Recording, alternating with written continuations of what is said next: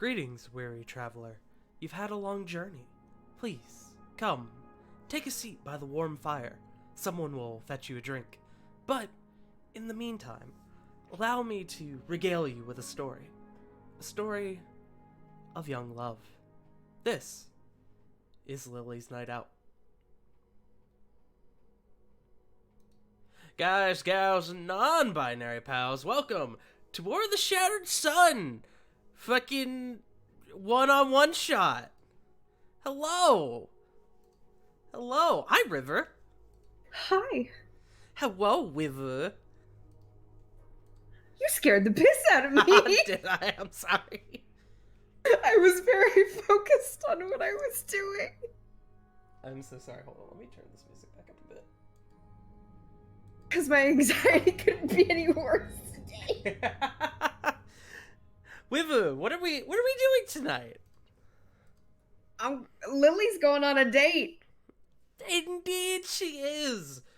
I am your humble Dumble Master, the one and only pudding pastry party tart, and I'm joined by our very own Captain Lily's Timbers, Wicked River 97. Say hello, Wicked River 97. Hello. Are you excited? I'm very excited. I've been excited about this all day, which is why I was angry it took 5 hours for me to go grocery shopping. Oh my god. I left my house at noon and I got home at 5:30. Yikes. That was only 3 stores. Yikes. I am here for cute gay shit. Yes, this is gonna be a little one-on-one shot. We are gonna do a little one-on-one thing for, I don't know, maybe an hour or two.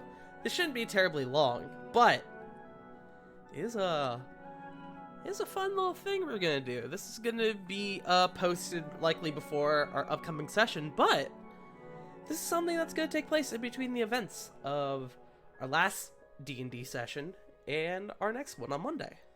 Also, I do have to apologize. I am dealing with seasonal allergies right now, or I may have a head cold. I don't know. But if I sound like I'm sick, or if I'm like coughing or whatever, if that's what it is, I do apologize. But it's what happens. It's what happens. But, Viva, would you like to do our traditional test roll? Oh god.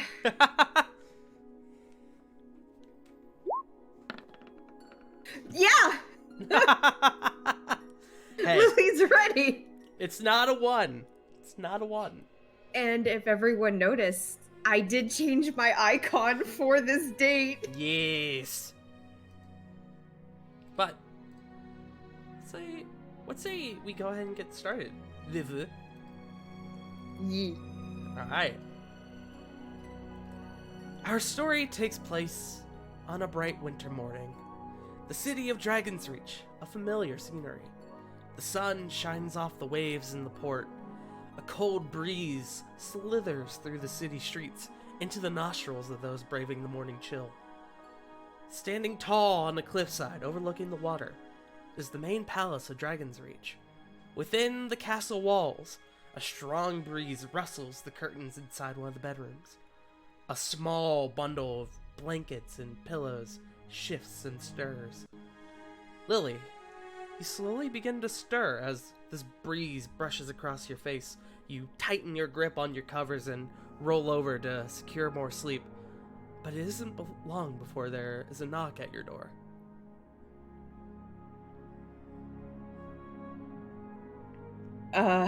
Lily, upon, should I roll to see if I hear the knock?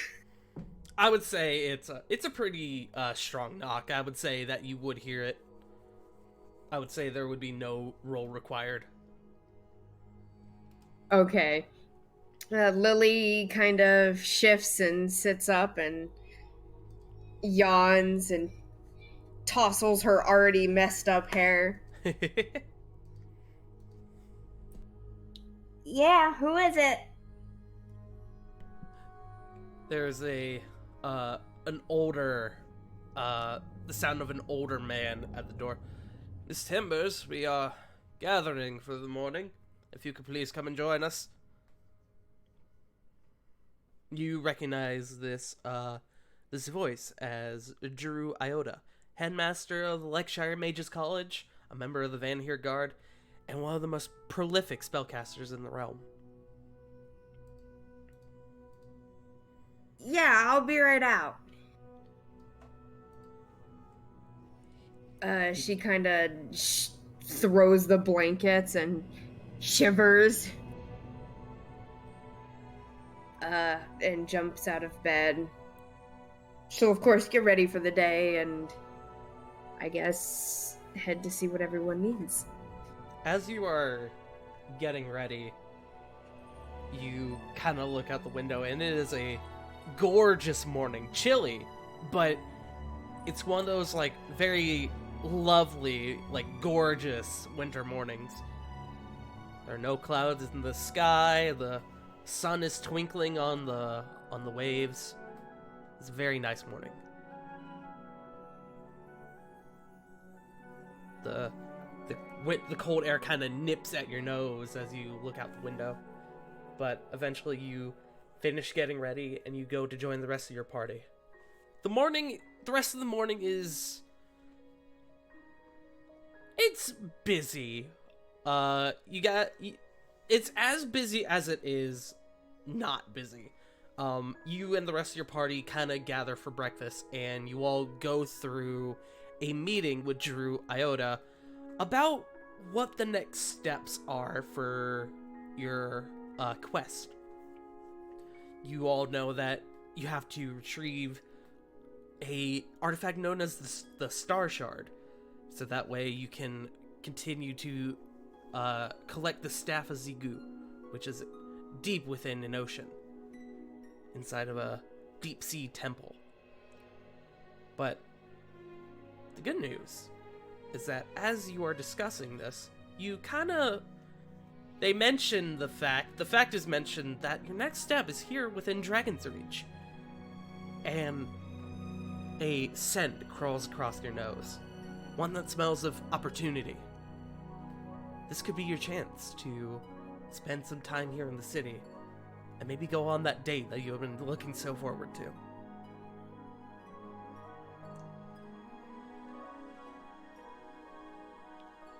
Eventually, around 10 or 11 a.m., you guys kind of wrap up and you all begin to separate somewhat, as you're told that a more opportune time to go to the Orion Club, your next destination, would be later that night. So you guys sort of have the day to do whatever.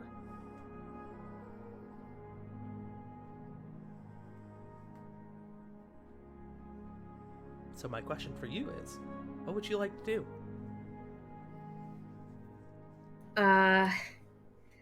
Well, Lilli is going to need to talk to Genia, make sure that she's available for the date. Okay. You having some time to go out into the city until your group gathers again later tonight. You go off and you go over to the tailor shop that Genia works at, and it looks like it's open.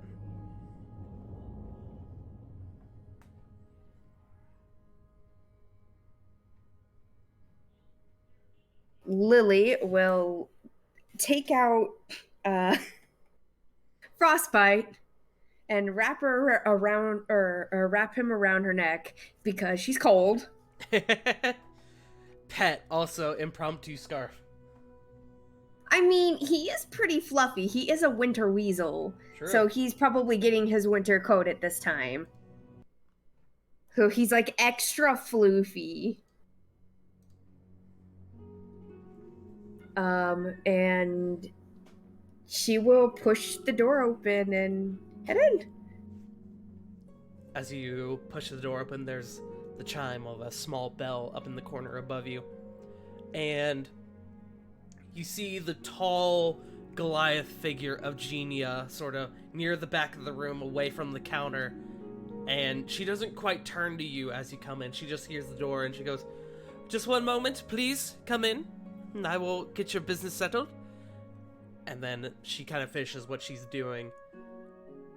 And then she kind of turns around and she sees you and she goes, "Oh! Lilli, hi!" Lilli will, like, scratch the back of her head. "Yeah, I'm back." "How was your journey?" "Crazy. "I can imagine." It was awfully cold." "Well, it is winter. It's getting colder and colder. Not that that has much effect on me," she says with kind of almost like a nervous laugh.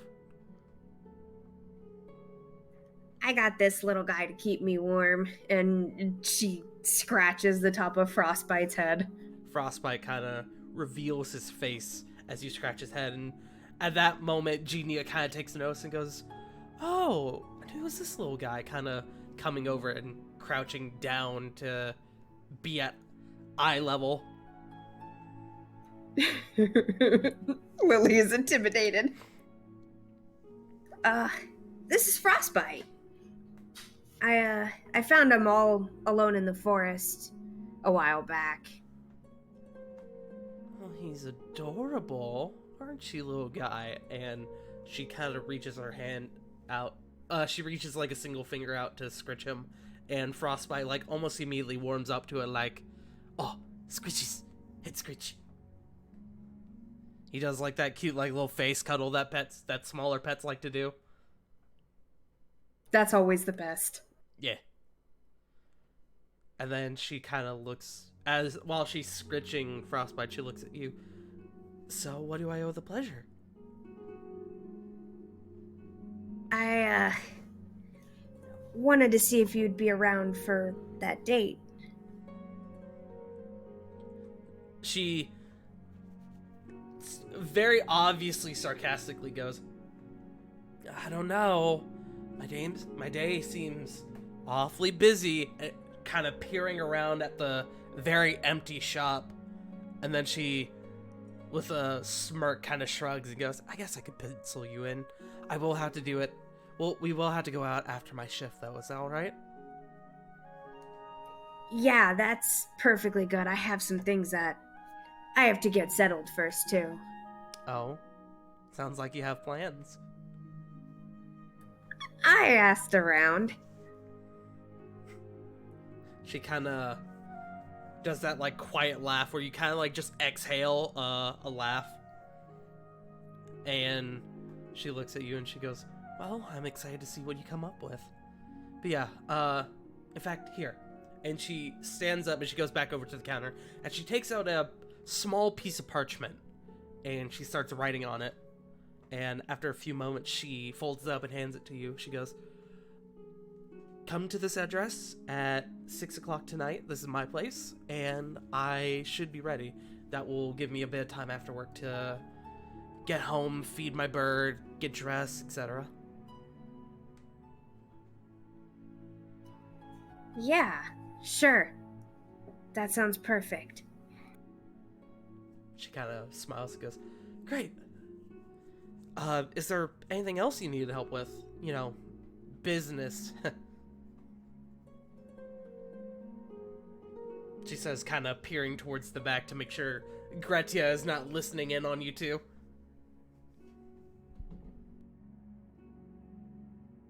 She kind of, Lilli will, like, look around. Me too, Leo, honestly. This door is shut.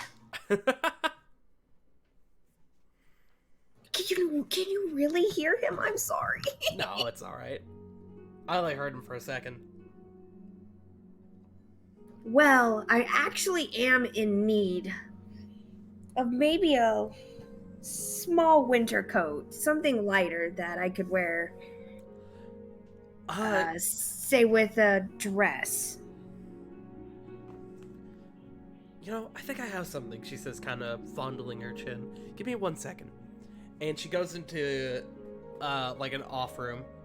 And after about 2 minutes, she comes back with this lovely, like, magenta, like a lovely little magenta jacket that feels very, like, soft to the touch. She kind of goes over and she goes, does this work? Actually, yeah, that's perfect. She kind of nods and brings it over to the counter and goes, now, you didn't hear it from me, but I think I could give you a little discount. She says, kind of leaning forward in a hushed whisper. Lilli will give a small chuckle. She kind of peers towards the room she just came from, which is like one of the back rooms, and she goes, how about we call it 5 silver? This is one of the better pieces, so. Lilli pulls out her coin purse. Yeah, I can do that.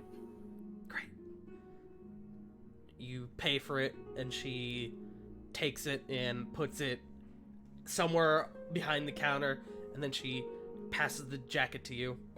She goes, I think that will really work with your eyes. And your hair, and your whole aesthetic, she says with another laugh.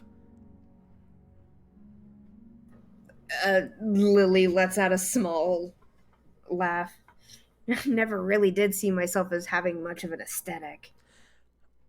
I mean, hey, you have a color, and it makes it easier to pick stuff out.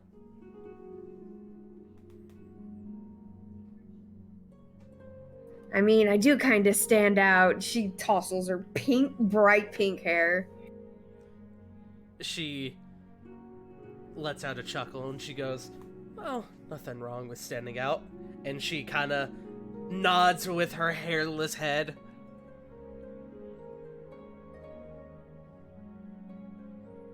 Lilli, kind of, lets out a small exhale. I think you rock the look, though. And you can see her face getting red. Make a roll for her really quick.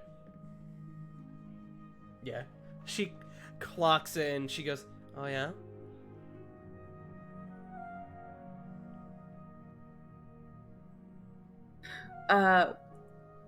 Lilli kind of, gathers up the jacket and,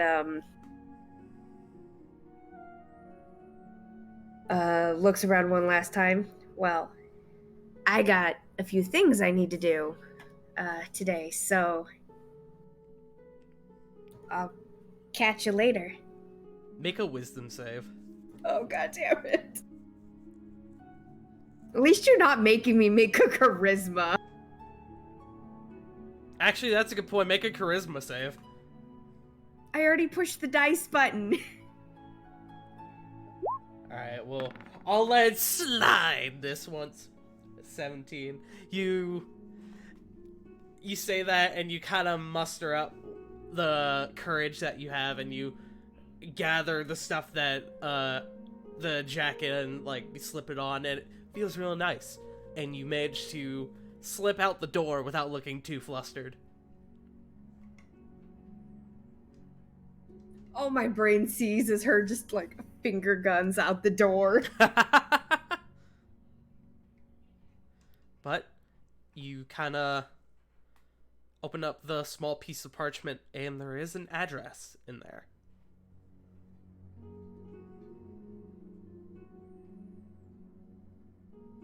How long will it take me to find the address? Because Dragon's Reach is fairly new to me, so... It is a larger city, and it is a bit new to you. I would say go ahead and make me an investigation check. We'll say you spend the first little bit of the day tracking down where this address is before anything else. 18. 18. You kind of read over the address once, twice, 3 times, and you keep reading the street name, and you think, that sounds familiar. That sounds really familiar. And you wander down a few streets, and eventually you see the sign for it, and you go, ah, that's why it's familiar. And you follow the address given, and eventually you do find this definitely is a bigger building. It seems to be a quote-unquote apartment complex, just a bigger building with a bunch of small living spaces for individuals. It's nothing great or grand, but I mean, it's cozy. Cozy is always nice. Indeed.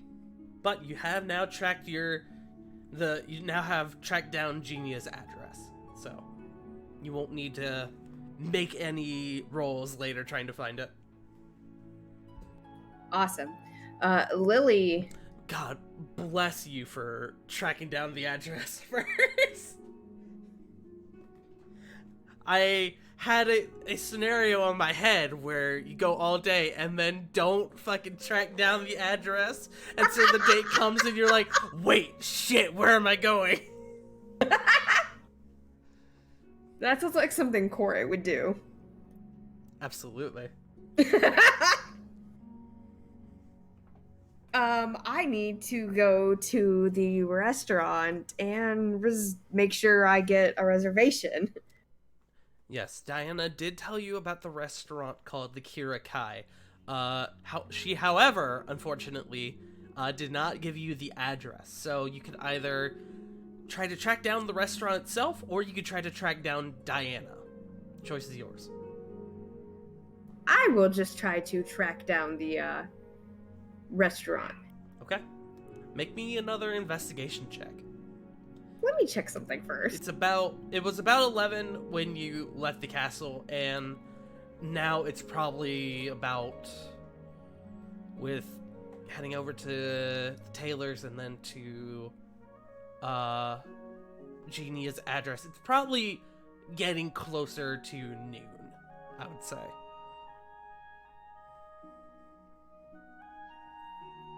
So as long as you don't get too lost, you should have plenty of time to track down stuff. Okay. Would you like me to make another? I would say make an investigation check, yes. Then I'm gonna expend one of my superiority die to make a tactical assessment, since it's an investigation, and add the dice to my ability check. Can you pull this up for me? Tactical assessment. Oh, I love this.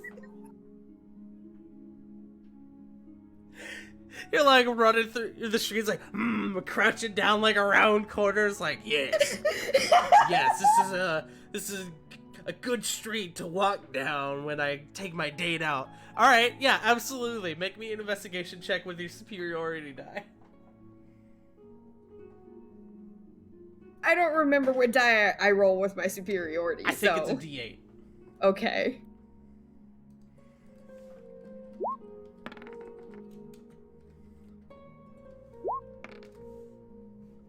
$14. 14. Okay.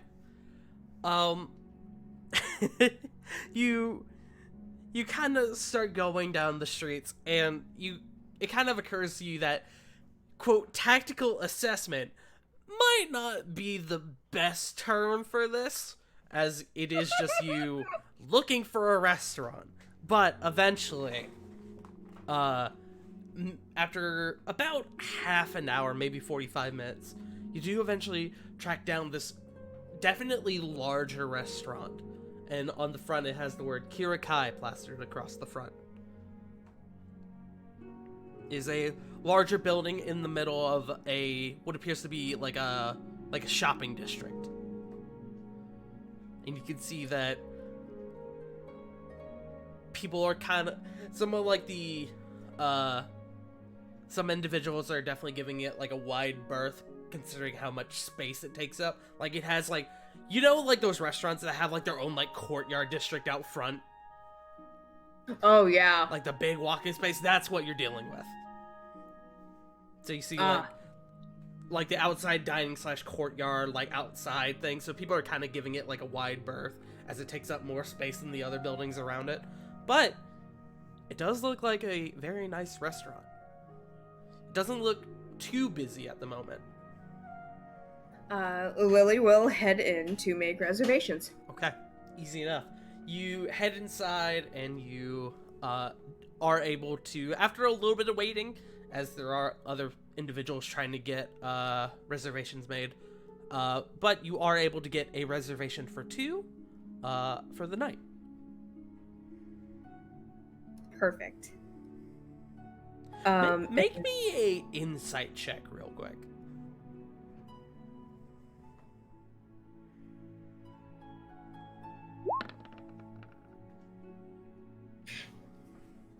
That's a nat 1. Okay. You walk in and you look around and you immediately are flustered with a wide-ranging emotions, most of them being, oh fuck, I'm not nearly fancy enough for this.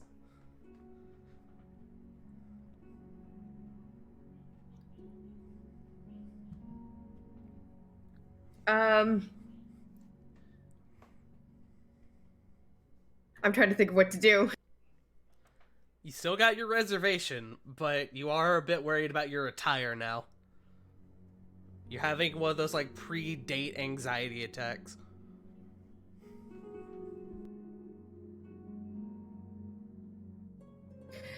She's going to First exhale. Date by Blink 182 is currently playing through in your head.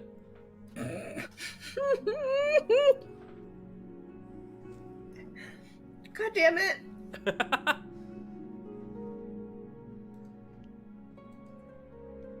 She makes her way out of the restaurant.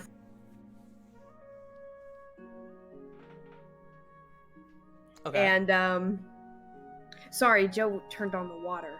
You're good. And I was like, excuse me. You're all good. And then she's like, wait, I don't know where this park is. So she's pretty much gonna plot her whole route before going on this date. So she needs to search for Firefly Park. Okay. That would be another investigation check. Are you going to burn a tactical assessment on this one too? Because you said it, yes.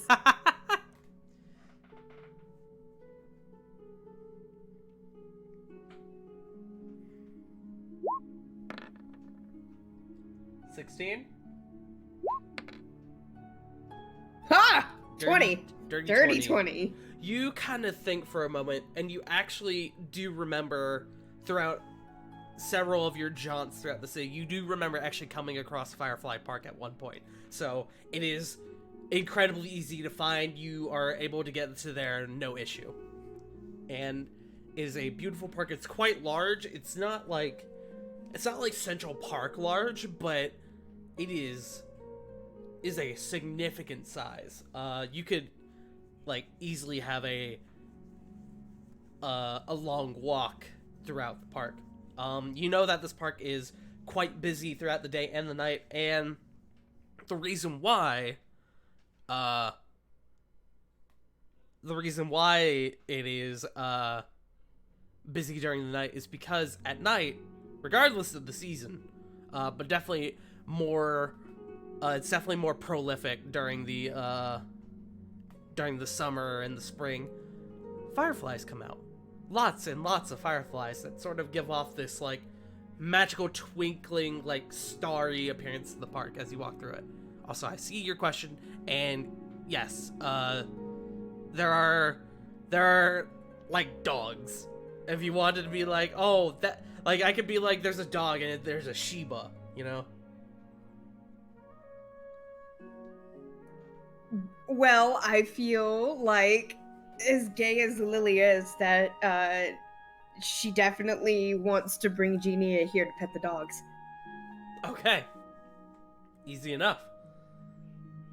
You kind of make a mental note of that before you move on to the next thing. But the park is busy most hours of the day and even into the night.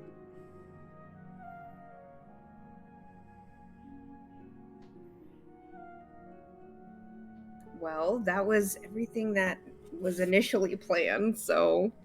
Okay. It is around this point, maybe... I'd say it'd maybe be like 1:30, 2 o'clock. So if there's anything else you want to do, you can, or you got a little bit of time, or you can head back to the castle and start prepping yourself, both physically and mentally. Well, first, she wants to kind of look around and see if there's, like, I guess some kind of hot beverage stall, like the kind you see in the gay-ass movies that hand out hot chocolate and shit. Absolutely. There would actually be one out near Firefly Park. Just a little, like... Perfect. There's a stall of what appears to be a large Loxodon individual who is passing out like hot beverages like coffee, hot chocolate, like simple things. Nothing like extravagant, but they realize it's cold and so they're charging like a copper for simple hot beverages for people. Perfect. Now Lilli is going to head back and, I guess, start prepping. Okay.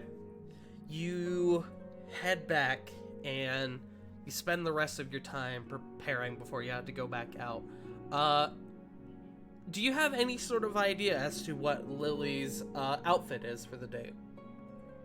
I did send you a picture of the dress, but that was quite a while ago. It was, so if you could please send it to me again, that'd be great. Or if you just want to, like, describe it to me. This is me remembering if I actually saved it to my computer.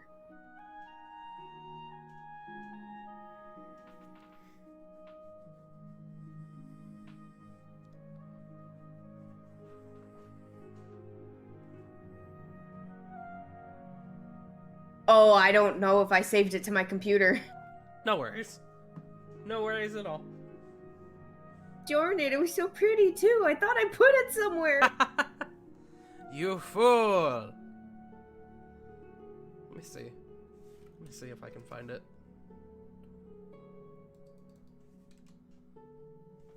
Is it in our DMs? I think it was, and that's a bad idea. Because we've talked a lot since then. Yeah, but I'm just scrolling through to see if I can find it. If not, we'll make do.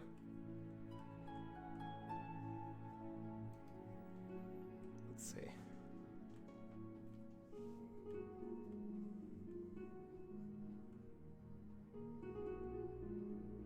No, I'm not seeing it. Oh well, we'll make do. Damn it. Well, it was a really pretty green halter neck dress. It was like a very dark forest green color. So she's wearing forest green with a magenta jacket, mind you. All right, Patrick Star, let's get you out on your date. You got the Fight me. You got the pink features and the green, the green outfit. How dare you insult me like Fine, that? your gay little watermelon. Is that better? A gay little watermelon? Am I wrong? I never said you were. So, around like 5:30-ish, you kind of anxiously like finish preparing and you make your way out. You head out of the castle. Do you tell your friends where you're going before you leave? Well, yeah, of course. Okay. So the rest of the party is aware that you are now going out on your date. So, meantime, let me change my music.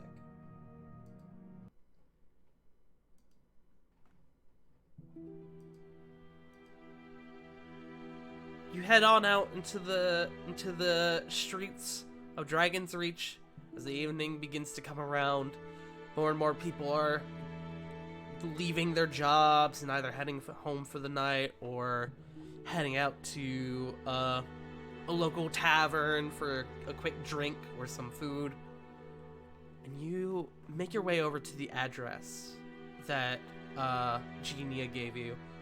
You walk up to the door. It is on the quote-unquote second floor. And you kind of mustering up all the willpower you have, you knock on the door. And there's no answer. You wait for a few moments and then you knock again. And there's no answer.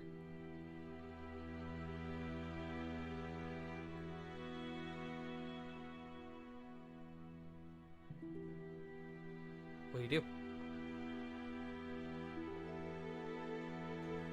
Lilli looks at the address again, maybe thinking she got it wrong.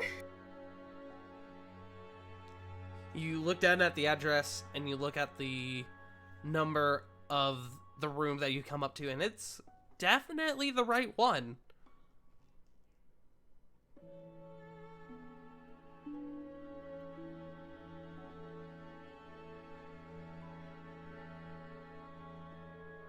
Maybe she hasn't gotten off of work yet. Lilli's not gonna jump the gun and assume the worst. Right.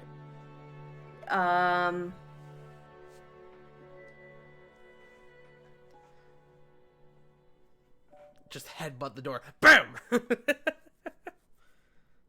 Can you hear me now? She's gonna try to knock again, maybe a little louder. Okay. You reach up and you knock a bit louder, a bit harder, and after a moment you hear, coming! 1 moment! And after a few moments, the door opens up and you can see Genia still in like her work attire. She looks out and she looks at you and goes, "Oh, Lilli, hi. I'm sorry. I was in the bathroom. I don't know how long you've been out here. I might have not have heard you. I don't know, but please come in. Come in." She nervously walks in the door. I love your outfit, by the way. Lilli's face visibly turns a little redder. The Thanks. The green definitely works with the pink of your cheeks, she says, kind of closing the door, seemingly having clocked the blush.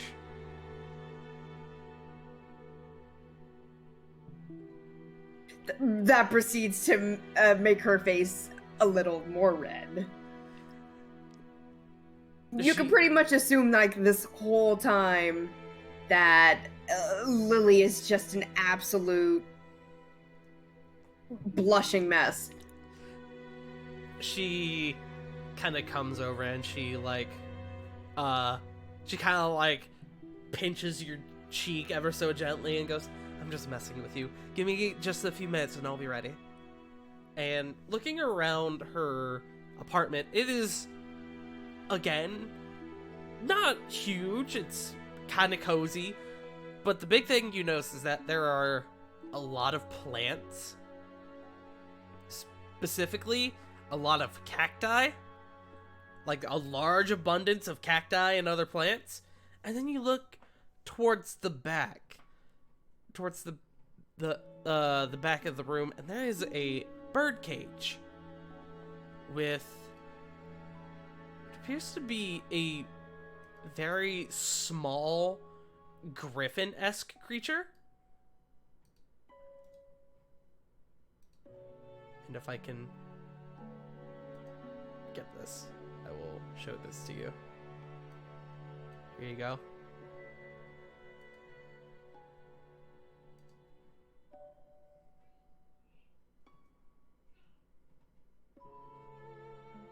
Oh my god, it's adorable. He is adorable. A micro griffin. And I'll show this for the stream as well. Oh my goodness, how cute! Give me 1 second. There you go, stream. That's the creature that Lilli is looking at. He's a very small little baby griffin. But it is sitting in a larger bird cage, and it seems to be staring at you. Not making any noise, but it is staring at you.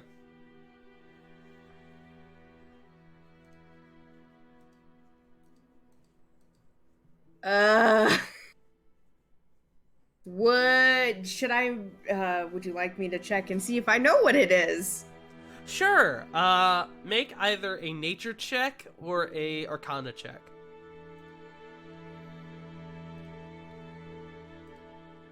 I love how I am a forest gnome who doesn't have proficiency in nature.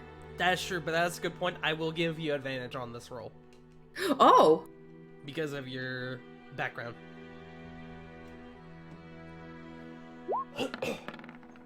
Nature! With a dirty 20, you do clock this as a micro griffin. And you, interested, kind of find yourself drifting over towards it. Would I, know knowledge of it? Or just that's what it is? You know that they're, with a dirty 20, you know that they're typically pretty chill. It hasn't started screeching at you yet, so that's a good sign. But they're not super common, and it's even more uncommon to see one as a house pet. Hey, Tart? Yes. Lilli wants to talk to it. Okay. I have Lilli has the ability to talk to small animals because she's a forest gnome. Okay. And if it's considered small. Is this an ability on your character sheet? No, it came with my, it's not really an ability, it's I can't remember the word for it. It's racial. Yeah, give me 1 second.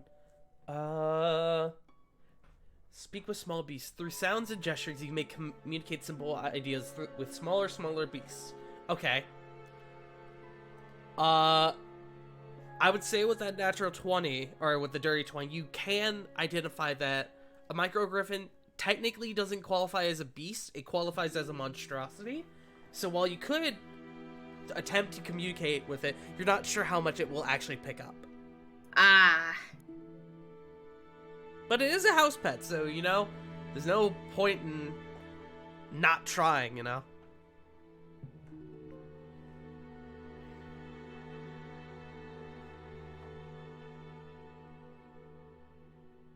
Would you still like to give it an attempt?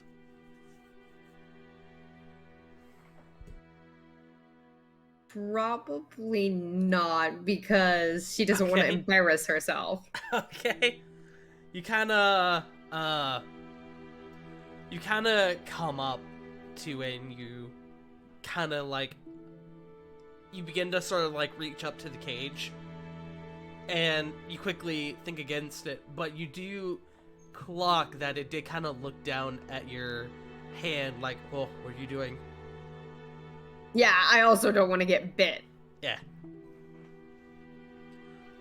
But you kind of, as you're standing there looking at it, you hear Genia behind you. She goes, "Oh, that's Barry. He's named after my grandfather. It was something that my dad had for a short time, and he gave it to me when I moved out."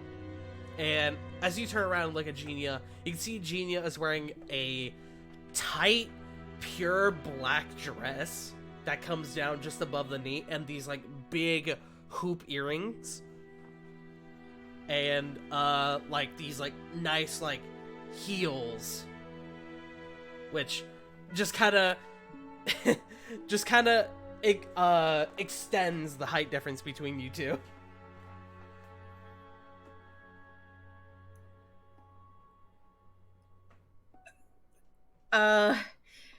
Lilli looks baffled. As in, like, the whole can't breathe. Make a charisma save. God damn it.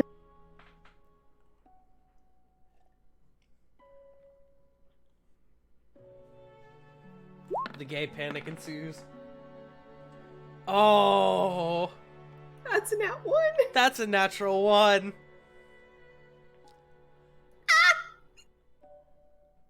You, speechless, kind of look at her, and she goes, "Hey, Lilli, I think your nose is bleeding. Are you all right?" And you kind of reach up, and your nose is bleeding a little bit.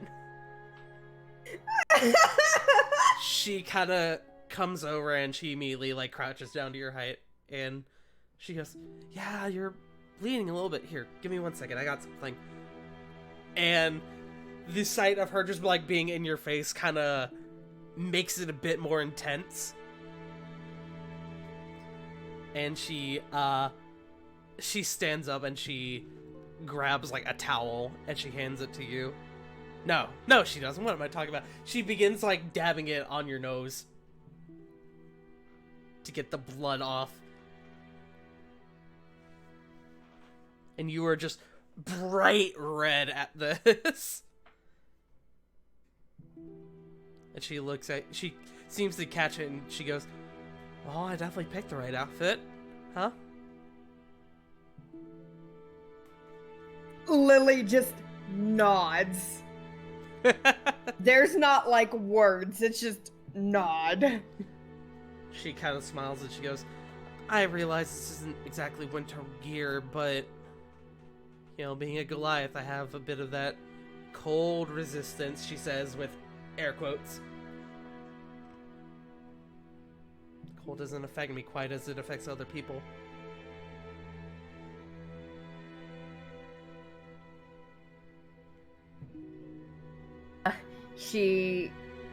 Lilli finally coming down from being dumbstruck, kind of looks at her and is like, "Well, I guess that makes it easy. I can't exactly keep people warm." "I don't think we'll have any issue there," she says with a smile, and she starts standing back up. "And what is it that you have there?" She kind of clocks the stuff that you're holding. "You didn't get me gifts, did you?" "Oh."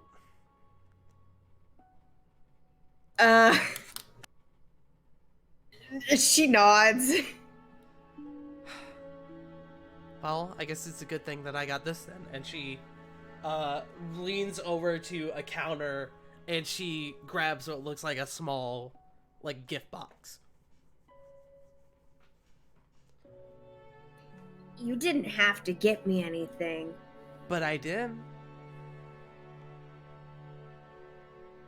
Now you have to open it."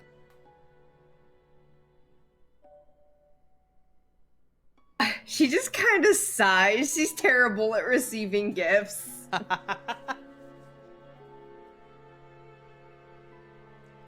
on, you got Fine. me something. I had to get you something. It's just fair." You Fair's have fair. to open yours first, though. "Alright, fine." And you two kind of trade the gifts, and she clocks the chocolate box as like, "Oh, it's chocolates," and she goes, "Oh, great, I love these. I will save these for later." And then you watch as she kind of opens it a little, like she pauses and like, wait, and she opens it and she goes, "Oh yes, pecan clusters, great." And she puts it down off to the side, back on the counter, and then she opens the other gift you gave her, and she goes, "What is this?" Kind of pulling out the fabric that you bought for her. I wanted to get something local. So I went and found a someone who makes fabrics. She's kind of like looking over it as you're saying this, and she goes, Lilli, this is lovely.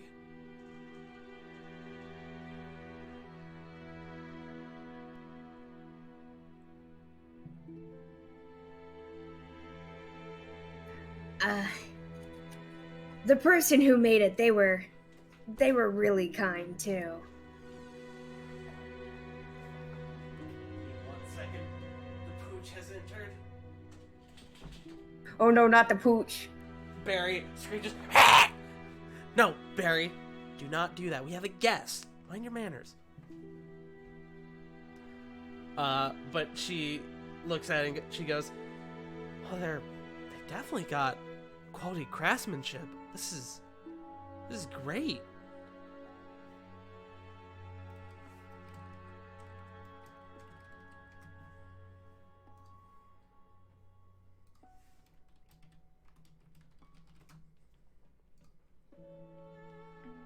And I assume this is for me to... What was that? I knew it began with a B. Yes, the tailor's name was Button. Yeah, if I'm ever up that way again, the person who made it, their name is Button. She kind of lets out a small laugh. Button? Yeah, they were really kind to Baxi. Oh, well, they've definitely got some quality craftsmanship. I mean, this is gorgeous. I'll definitely have to make something from this. Thank you. Now you have to open yours. She says, kind of like pointing at yours. Lily lets out a small giggle and proceeds to open the gift. You open up what looks to be a hair clip. And you can see attached to the hair clip is this lovely pink lily. And she goes, it's a bit on brand, but I didn't know what else to get. But I thought it would look nice.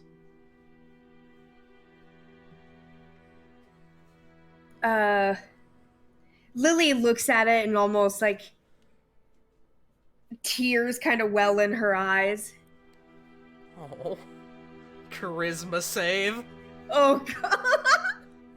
Why are you doing this to me? Because you made your dump set charisma. And you should have known that this is what I was going to have you do in a one-on-one shot. To be fair, this is your fault. You kept me as a character. True.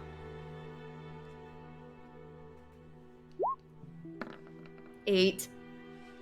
A couple tears like start crawling down your cheek, and she goes, oh no, Lilli, no, don't cry. She kind of like kneels down, and she start like kind of getting down to your eye level again. She goes, do you hate it? Do you like it? I can't tell if those are good tears or bad tears. I love it. My mom named me Lilli because it was her favorite flower. She kind of smiles at that, like a kind smile, and she goes, well, glad I went with on brand then.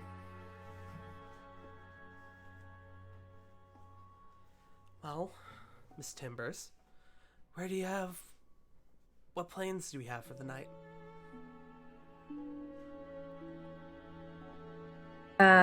Lily is gonna put the clip in her hair. As you start doing that, she goes, here, let me. And she clips it on there for you. And she says, go look in the mirror. It looks great. You kind of go over and look in the mirror, and it is just as on brand as you expect it to be. It works wonders in your already pink hair. It matches, and it just adds that extra, that extra something that kind of completes the look. You can see another just small tear roll down her cheek, and she just kind of touches it.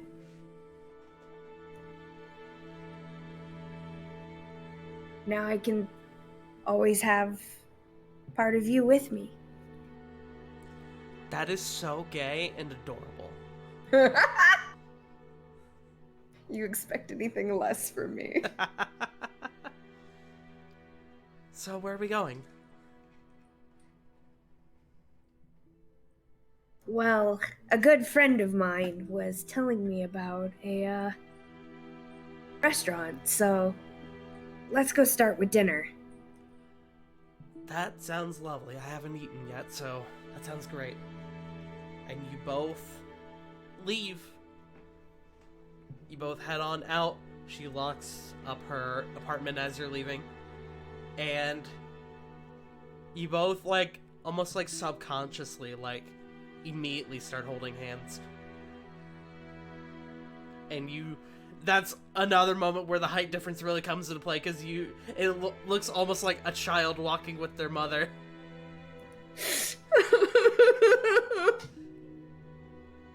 Do I notice getting stared at? Make a perception check.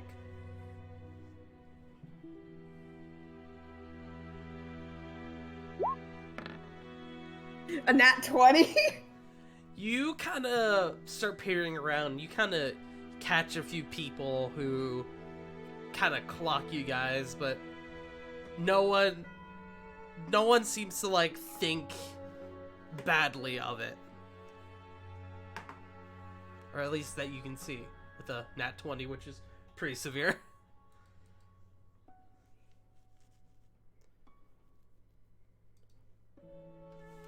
I guess I would remember where it is.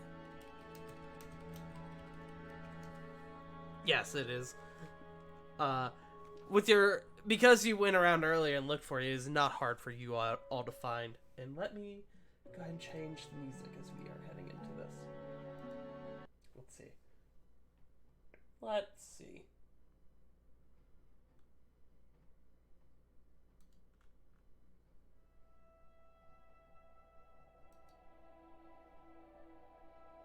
Yeah, that works. Actually, no. I want... Let's see. Yeah, this works. You head on into the Kirikai, and you both, after a few, Sorry, I just now read the thing you sent me. You head in, and you are able to, after a couple minutes, get over to your table. And you both kind of sit on down, and after a few minutes, a red tiefling man with large, like, curved horns, almost like a gazelle, kind of comes over to you and goes, "Welcome, you two. My name is Gens. I will be your waiter for the evening.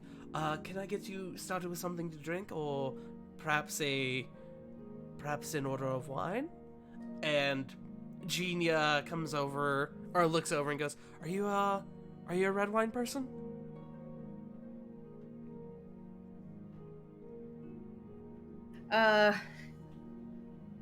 Yeah. Wine actually sounds nice. And the waiter, looks at you both and goes, "Oh, well, if you are thinking red wine, there's a lovely, Ogre's Blood vintage 491 that I think would work lovely with a aboleth calamari, or perhaps our balga steak and garlic butter potatoes." And Genia goes, "That sounds good, actually. Yes, I think we'll do the Ogre's Blood." And he goes, "All right, give me just a few minutes and I will bring that out to you."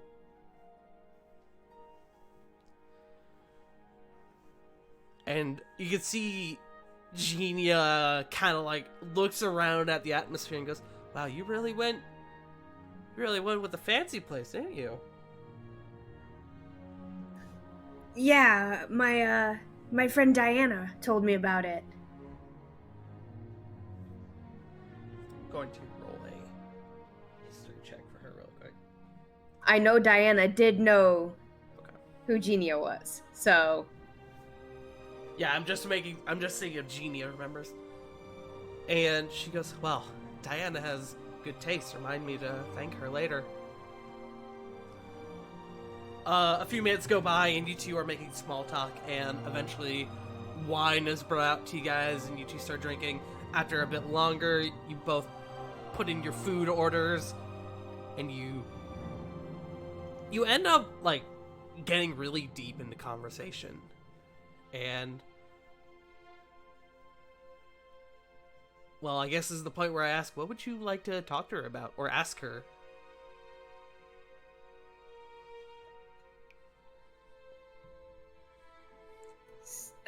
So, did you grow up here in Dragon's Reach? Here in Dragon's Reach, no, not originally. I'm originally from Vuxbury. I was born, well, and you can see a sort of a frown, not like a strong frown, but a small frown kind of overtake them, and they go, can I tell you something? Lilli nods.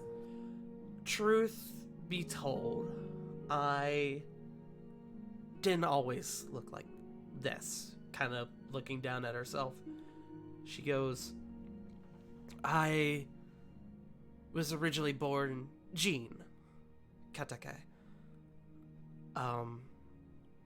My mom died when I was young, and I've been with my dad ever since. My dad tried to give me a very bro-heavy lifestyle, she says with air quotes. Sports, big swords, etc. But I always had an affinity for cute things, especially flowers, clothes, and small animals. Other kids used to make fun of me for sewing my own clothes and wearing dresses to school. One time I cut up the living room curtains and turned them into a velvet skirt.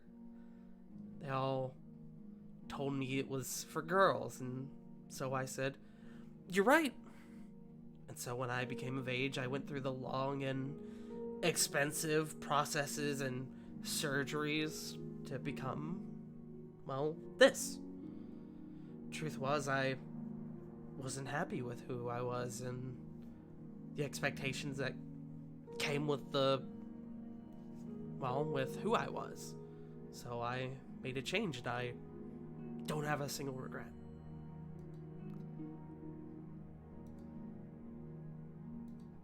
I hope you're reading DMs. Oh, I am. Give me a moment. While River goes and cries, this is the moment where I say, yes, Genia is trans. Above game. I'm not crying. Stop it. You are absolutely crying. I can hear it.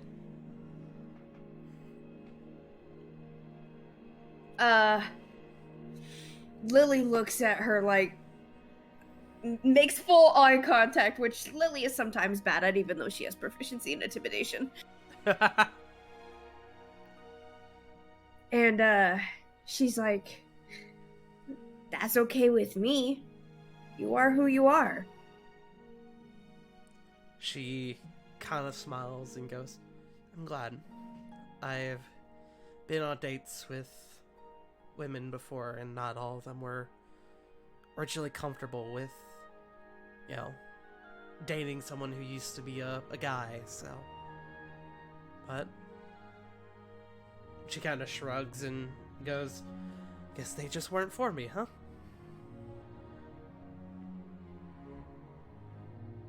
I mean, I can't say the same. This is the first date I've been on in nearly 20 years. Wow, that's a long time. I'm sorry. 20 years. I know you're a gnome. How old are you?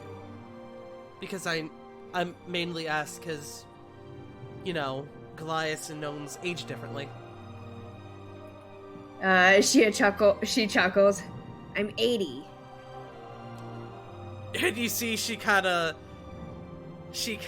gives a lightly shocked expression, like, damn. And she goes, that's young, I take it. She kind of looks at her fingers trying to count things. I'm sorry, I never was around many gnomes growing up. No, it's okay. Our lifespans are pretty long. Yeah, certainly longer than Goliath's. I think my grandparents passed away when I was pretty young, but they were, oh man, at least 350. Whew. I'm 29. I don't know what that means compared to you, but Goliaths, truth be told, don't live in exceptionally long amount of time, or at least compared to the older races, dwarves, elves, gnomes, or more comparable to humans or dragonborn, usually, in terms of our lifespan, she says, kind of swirling her wine in her glass. As you take a drink from yours. Smile. I could tell because I could hear, like, the echo from the glass. That was not intentional. She's like, yeah, it's not always great living this long, though. You see a lot. And Lily kind of looks off, to the wine and picks up her glass to take a drink. She's gonna make an insight check on you real quick. If you want to roll deception, you can. Nah. I'm not trying to be deceptive. She got a pretty high insight roll, so give me a general idea of what's kind of going through your head at the moment. Well, Lilli, being as old as Lilli is, she was in the War of Exandria, and that did cross her mind, you know, all the bloodshed she's seen. She looks at you and she goes, you mentioned you were a captain, right? Military? Lilli nods. I'm sorry if this is a sore topic, and please feel free to stop me before I get too far ahead. Were you, by chance, in the Xandarian War?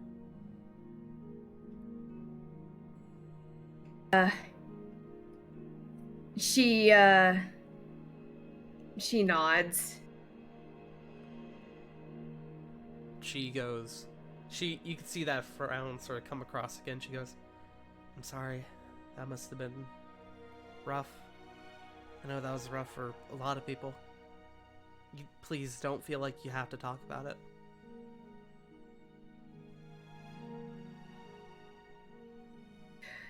She looks at Genia, and you could see she has like a kind of a sad look on her face.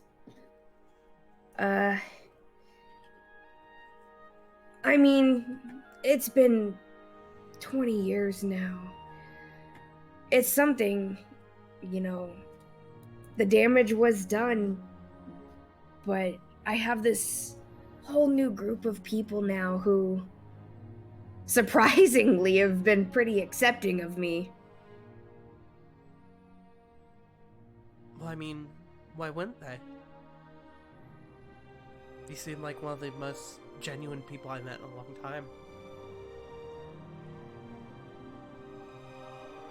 Lilli just softly smiles.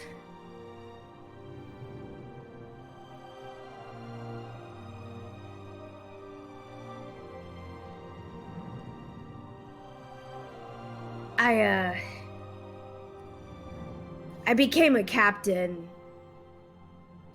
shortly before the war was over. but it did come at a cost. She kind of puts her hand up. Say no more. I get it. I had family who were military on my dad's side, but my dad even served for a few years. He didn't serve during the... He served during a small portion of the war, but he didn't like what it was doing to the people around him. But I thought growing up he was going to try to push me to become a military kid myself, but he didn't, surprisingly. I went to school, I got a degree. That was where I met Gretia, and she offered me work in exchange for helping me pay for my schooling. And we hit things off nicely. I continued to work there after I graduated, and I have been there ever since.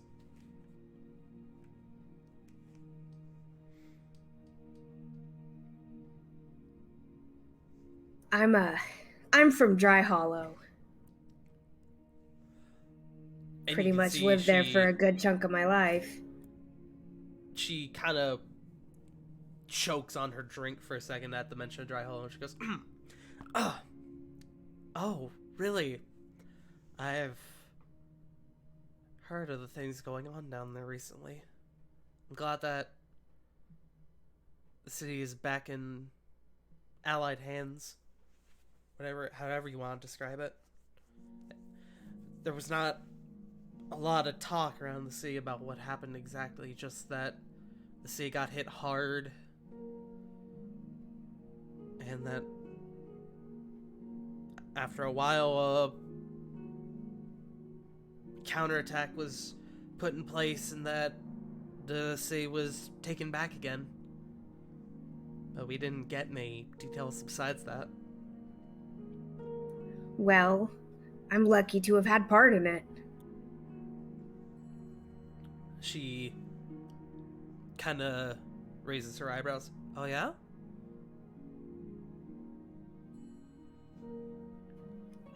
Yeah. That was actually my mission when I got to meet my new group of, I can't really call us a squad. As Lilli is remembering the morning shenanigans of, a cat being chased around. Which, you started this off with a very easy morning, and I'm like, that's not how I remember the morning going. Well, that was technically the night before. I thought it was in the morning when we woke up. It was a very early morning. It was a very early morning, so some of you kind of just went back to sleep afterwards. That would have been like 5, 6 in the morning. Okay, I'll let you go on that one.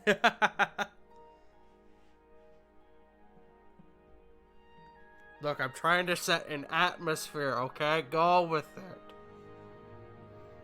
Lilli just kind of lets out a small laugh, remembering Flit chasing after Cat Sarah.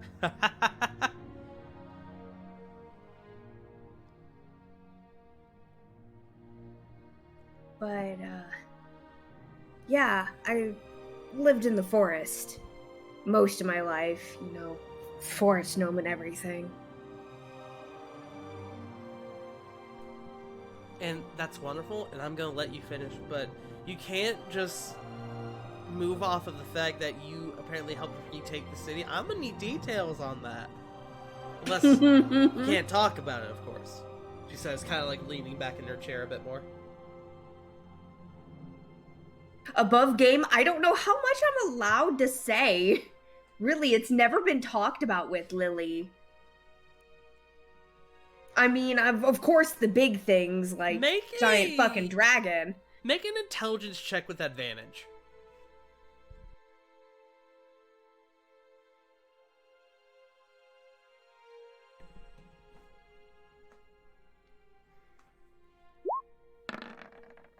15. 15? Hold on, give me 1 second. Nope, it's gone. I thought I was gonna sneeze. You have a pretty good idea that you could probably talk about how you were like a scout and the missions you did gave a good gave good enough intel for a proper counterattack to be put into place, but you kind of think it's probably not a good idea to get into the specifics of things, the stuff with Nin, the dragon, the fucking fight with Toru, the giant gooey pods beneath the city.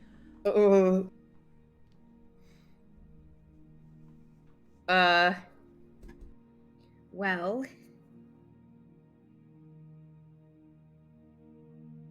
it was my job to go scout out the city after it had been taken. There were some underground tunnels, so it was get in, get out, and we kind of just had to formulate a plan around that. So you're a scout then? Or where? Sort of.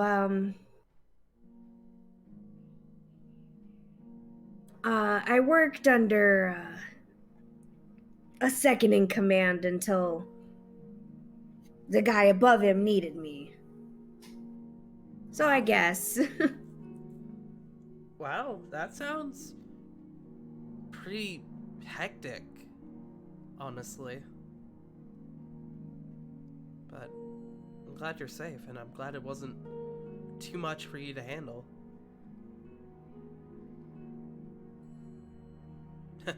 She kind of laughs, looking down at her glass, and she goes, "Just think, this morning I was cleaning up griffin shit from a birdcage, and now I'm sitting here with a big old war hero. Quite the life we lead, don't we? The lives we lead, don't we?"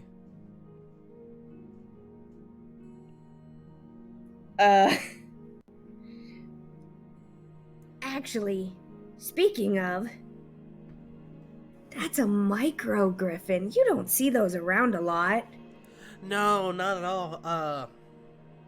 Truth be told, I mentioned that it was originally my dad's. He never told me how he got it. I'm gonna be honest. I think his old boss gave it to him. I think his old boss got into some legal trouble, and so he kind of jumped ship and left a bunch of his shit. And so my dad, I'm pretty sure, just took it from his office. Lilli holds up her hands. I mean, still a cool pet. Oh, absolutely. And he's a treasure. Except his shits. I hate his shit.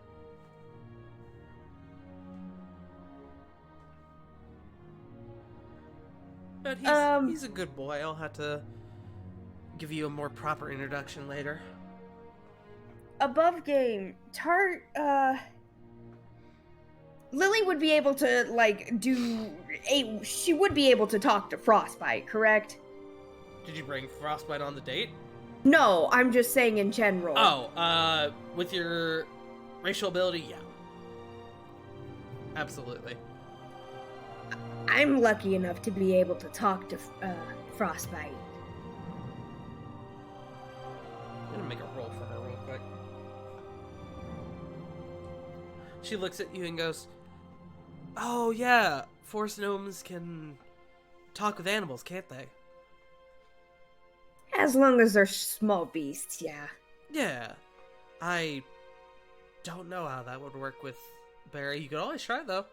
Barry's pretty chill, so even if he doesn't talk to you, he wouldn't, like, bite you or anything. He actually likes himself a good head scritch.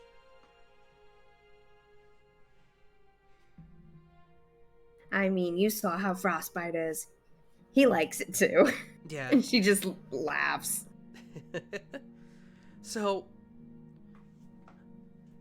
tell me more. Tell me more about you. Tell me more about Captain Lilli Timbers. You mentioned that you were from Dry Hollow? Yeah, I lived outside in the forest with my parents.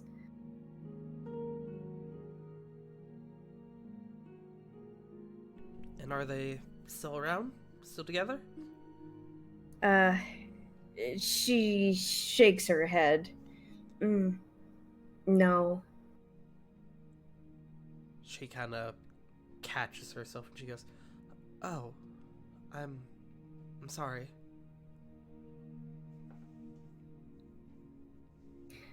We we were ambushed. Our home was. Forest gnomes were not. My family wasn't anyway. Very social. So not a lot of people knew that our house was there. You can see she's just kind of intently listening. Our house was ambushed, and I was told to run, so I did, and all I saw when I looked back was fire. I'm so sorry.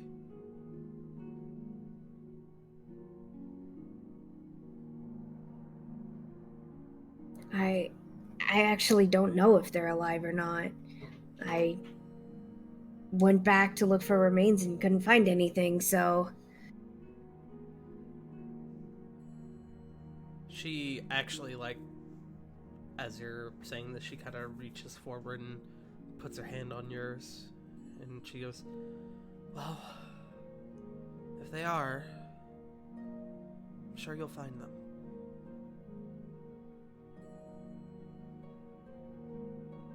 she gives a small smile. I was never old enough to really get to know my mom before she passed. She got sick, some sort of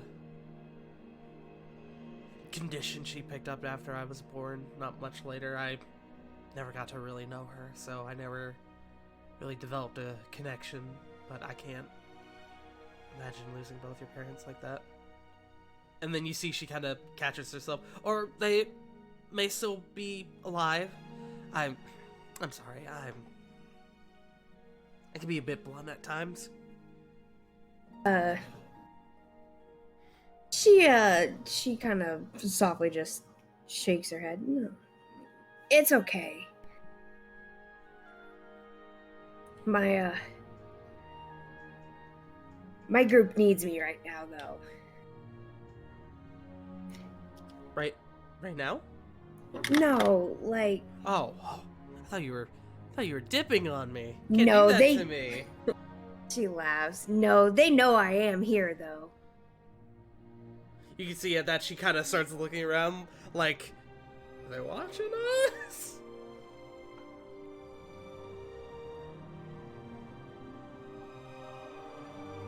I don't think they would. She kind of looks back at you, almost a bit skeptical. She goes, "If you say so."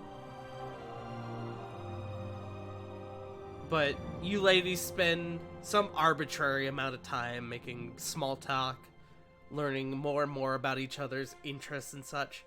After some time, you catch her in a laugh at the end of a joke. You two have gone through about 2 or 3 bottles of wine at this point, and with her glass in hand, she laughs and her eyes lock onto yours. You both stare for a moment and she smiles. She goes to take a sip of her glass to find it empty, and she lets out a breathy laugh, and she looks back at you. "This wine is going through me. I'm going to use the bathroom. I'll be right back, okay?" All right. And she stands up and she leaves. She walks off towards the bathroom, and your eyes kind of trace her as she walks away. And just as she is out of sight, you feel the table shift as someone sits in her seat. You look back, and there's a humanoid man.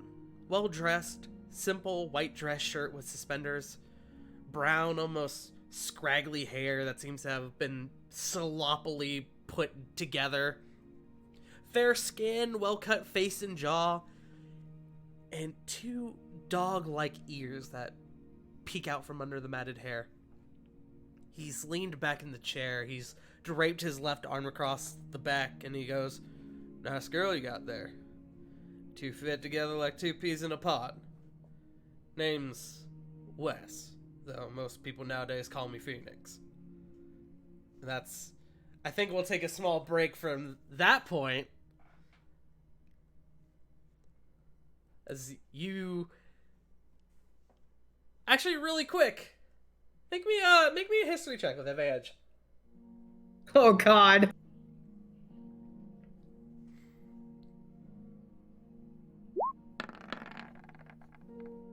Ten. 10. It wasn't very high DC.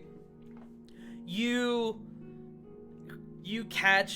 remember the description of this man, and the name Wes kind of clicks within you, and you recognize this man as Weston Smith, someone who has been actively working against your party. You have put me in a really bad predicament here with no one. Oh. I don't know anything about this guy. Nope. And he doesn't know shit about you, or does he? But with that, I'm gonna step away really quick and I'm gonna get some water. I'm sure you need to probably get some water as well. I've been drinking water this whole time. Yeah. Because unlike you, I keep a big water bottle at my desk. I have a glass, but I haven't been using my water bottle. But yes, we're gonna take a quick break. We'll be back in just a couple minutes. So we will see you soon.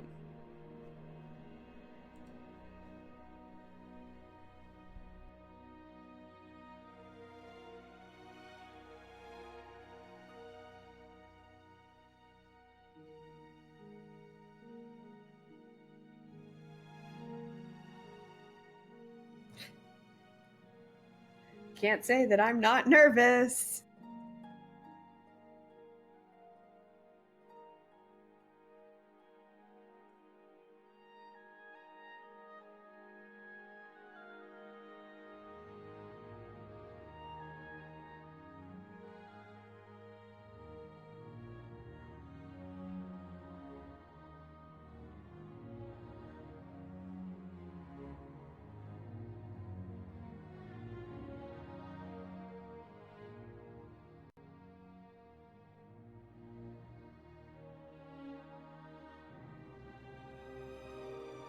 I am back. Hello.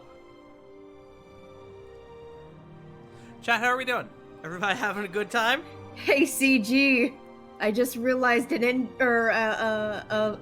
something you may have left out. There is nothing about this guy in the characters and NPCs. Ha ha ha ha ha! Which is appropriate, because you only know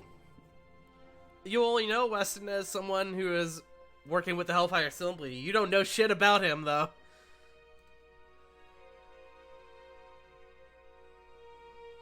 So this is gonna be fun.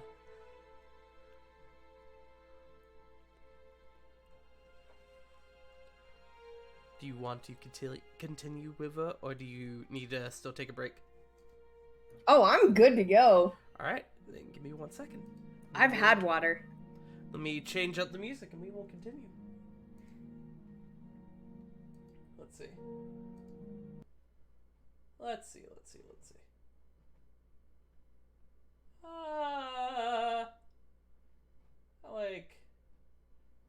like this one. Yeah. You now sit at your table as the thick plottins, as Weston Smith. What? The thick plottins. As Jeannie has stepped away to use the bathroom, and now Weston Smith has taken a seat across from you at the table. He seems rather casual, considering that you two are enemies. But you kind of think, and you realize that you don't know a lot about him. You know that he works for the Hellfire Assembly. You know that he's Sarah's uncle. But besides that, you're not entirely sure as to who this individual is.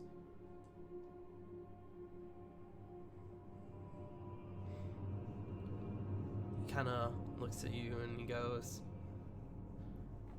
I saw you across the way and thought it might be good for us to have a little chat there. One away from both of our little groups of friends. She grits her back teeth. I don't have any business with you. He kind of smiles and nods. Yeah, I'm sure you don't. I got business with you, or at least you and your little friends. I mainly wanted to come out here and give y'all a warning.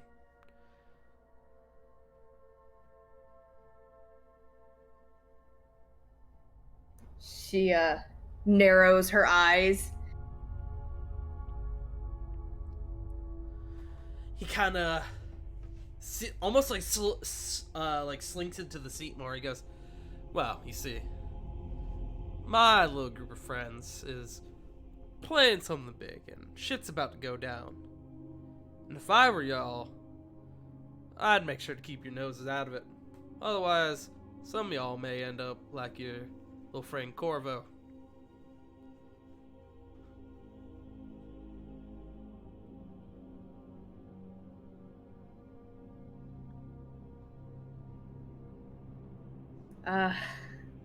Trying to think what Lilli would do in this situation. Make me a perception check really quick.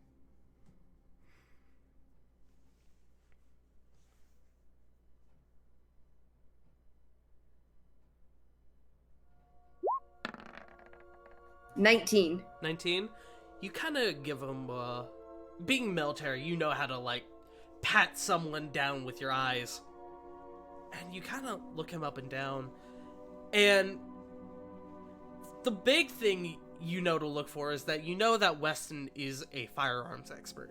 And you look him up and down and you see that he is not armed. Which is certainly helpful considering that you yourself are not armed either.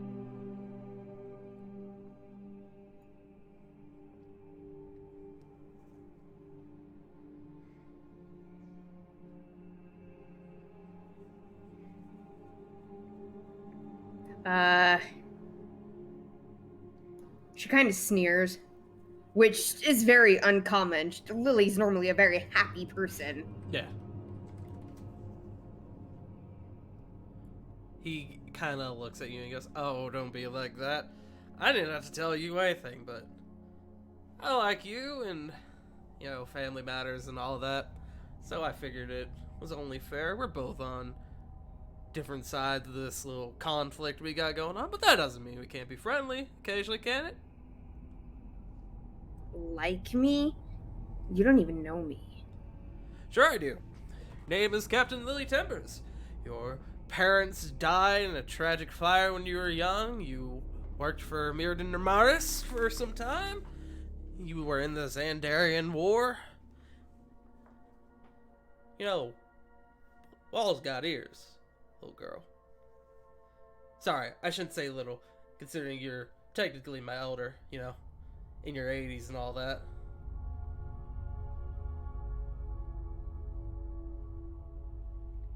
At least I'll live a better life than you. Oh, I have no doubt. And he kind of looks off to the side and he goes, well, I didn't come here with any malice or ill regard. I didn't come to start a fight. I just wanted to come on over here. I saw you all over yonder and I said, you know, why not? I'll give him a little warning. So, and he slowly begins to stand up. Enjoy the rest of your day. And make sure to tip your waiter. and you watch as he walks across the restaurant and he sits down at another table. And you can see across from him at this table is a woman with smaller build, a very like round and soft face, and she's got like a freckly complexion and a cute ginger pixie cut. You don't recognize her on the surface, but you clock it.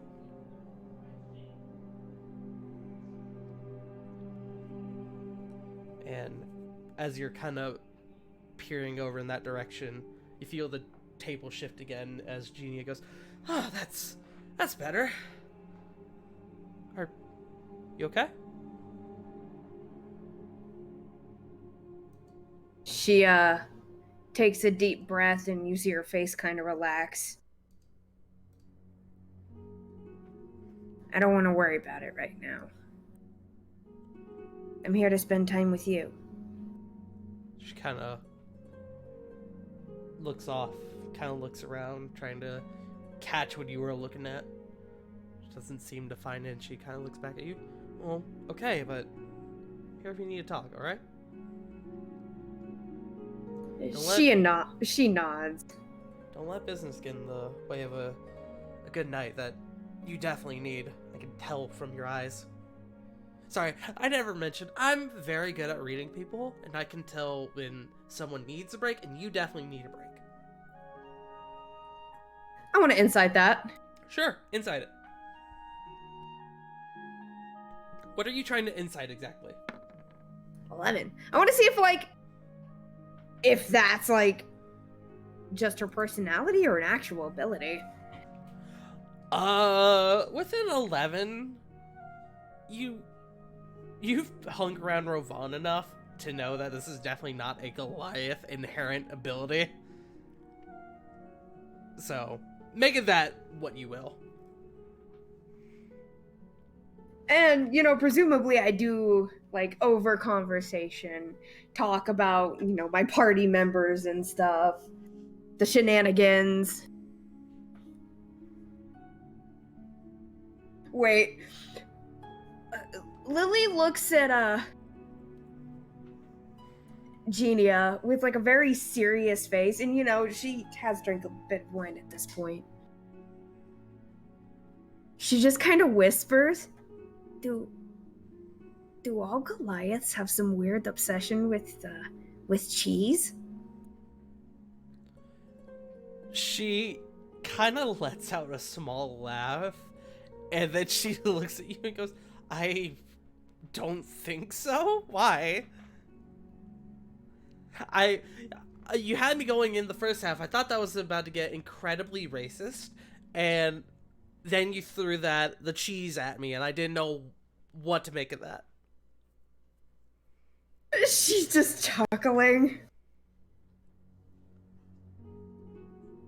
My good friend Rovan has a weird obsession with cheese, and I didn't know if it was just a thing or if he's just strange. She with a smile, kind of like looking as if she's about to start laughing again. She goes, well, I mean, I like cheese, but I wouldn't say I have an obsession with it.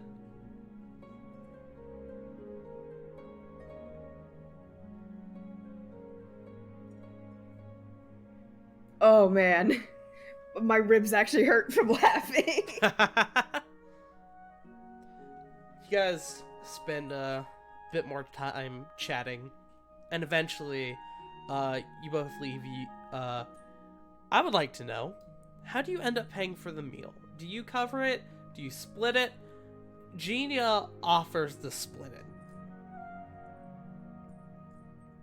How much is the meal? I have 18 plats, so... The meal itself, it's definitely higher end. It's total, especially with all the wine, would be like a gold. Yeah, Lilli's gonna cover it then. Okay.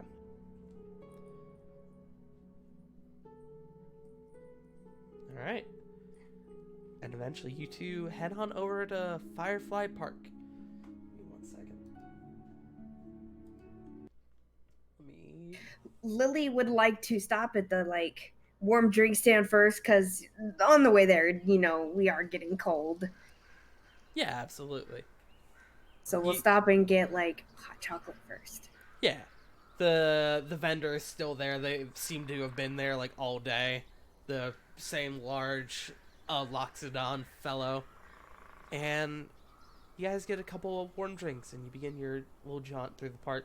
And there's not as much talking going on through the park as there was at the restaurant, but as you two are sort of taking in the sights of the lovely scenery, you can see that hundreds of fireflies have come out and have made this the sky this like wonderful twinkling, like almost like a light show. And eventually, as you guys are walking along, you come up to a stone bridge that crosses over a little river. And she goes, "Oh, you know what? Actually, if we're here, I hate to ask this of you, as I know it's like date night and all that. My dad is working shift tonight. Do you mind if I actually... We're pretty close. Do you mind if I pop in and say hey? You don't have to go with. Absolutely. I don't want to have to make you meet my dad on a first date," she says, kind of like raising her eyebrows a bit. I wouldn't mind at all. I appreciate it.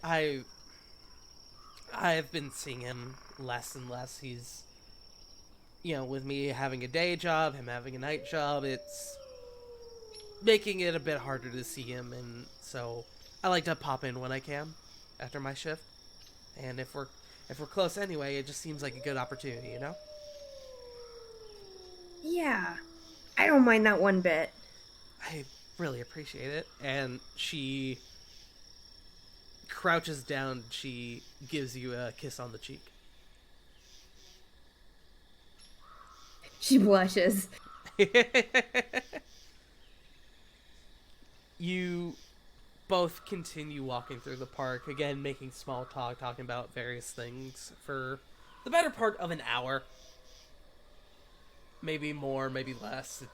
You sort of get wrapped up in it, and you don't really start paying attention to the time. And eventually you both make your way out. And she goes, "Do you mind if we go see him now before we sort of wrap up for the night?" Yeah, sure. Wonderful. And let me change the music.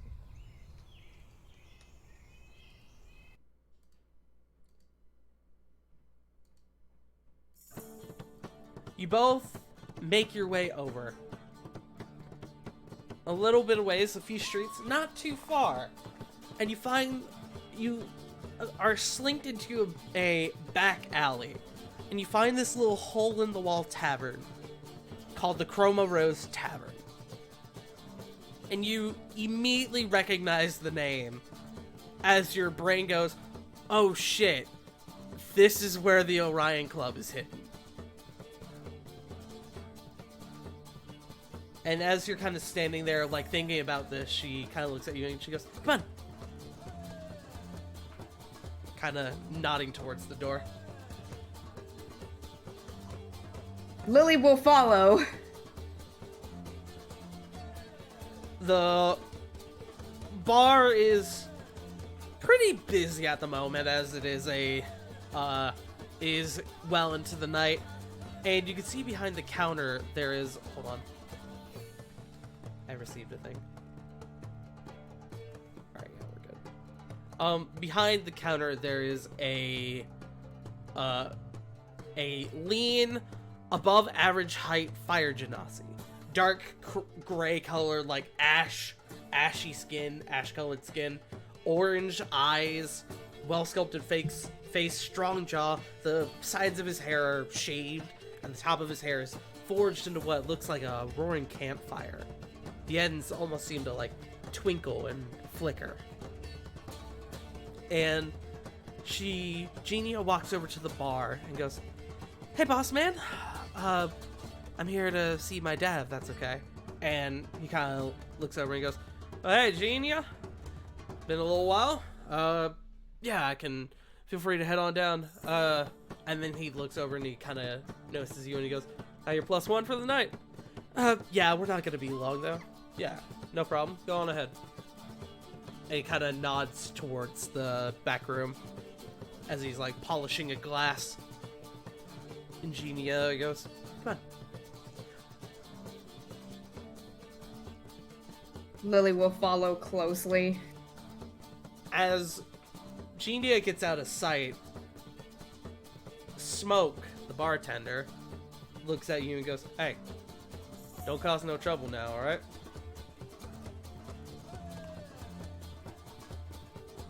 She just nods.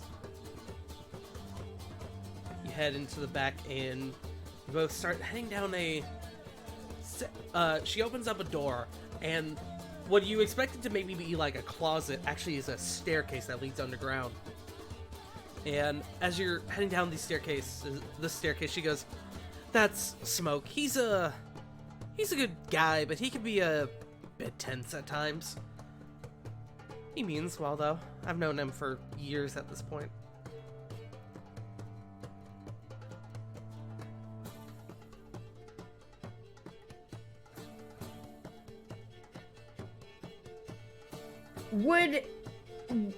Is this like, so this is Lilli's first time seeing these people, right?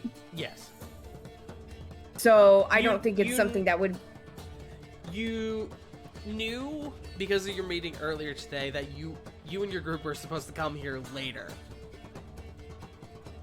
And so you're kind of taken off guard, like, by the fact that, oh shit, you're here now already.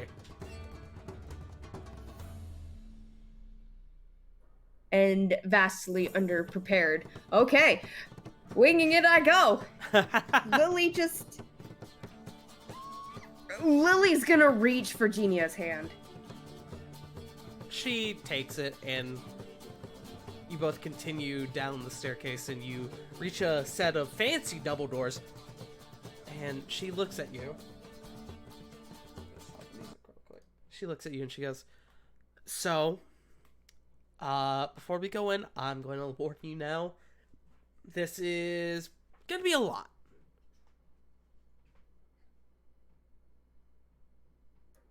Well, I'm as ready as I can be. All right, let's go. And I need to, real quick, I need to Discord share. Because I have some special music for this. Give me 1 second. Video. That's not what I wanted. Screen.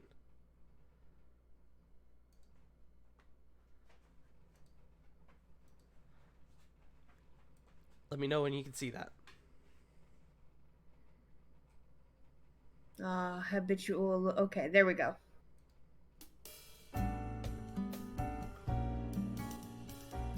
You hear that? This seems a lot less tense than the situation at hand. It's fine. Genia opens up the double doors, and you are presented with this beautiful lobby area. Red carpets and nicely dressed individuals kind of moving back and forth throughout it. It almost looks like a hotel lobby. And near the back, there are several sets of double doors, and as well as 2 staircases, one on each side of the room. But Genia moves towards the back of the room, in between the double doors, where a counter is, like a welcome desk. And behind the desk, there's a young drow, like a very, very young drow woman behind there. She has like those innocent looking features, like very small, very like soft.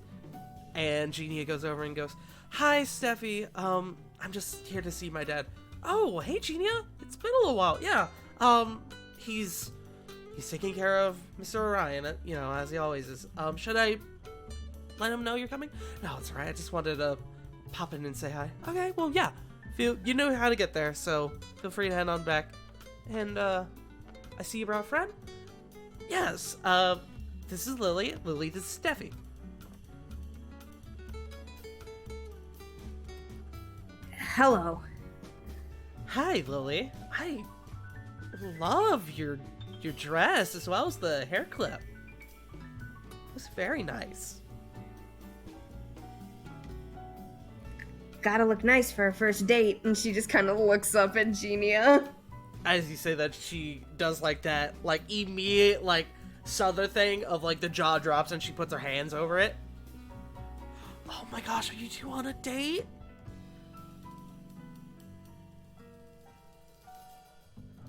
And she kind of is like peering up at Genia, and Genia goes, yeah, it's been a while. It's been a while, but, you know.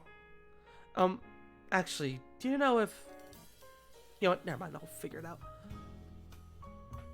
And Steffi looks like she's going to say something, and she kind of holds back. Lilli, in front of you, kind of peering at this counter, you can see at the front, there's a glass container that seems to be built into the desk. Inside this container are a collection of roses. A red one, a blue one, a black one, a white one, and a gold one. The gold one, you kind of look a bit closer, and it's hard to tell whether or not it's like fake gold, faux gold, or if it's actually real gold. You get the impression it's fake, because that would make the rose very heavy, but it looks legit, at least.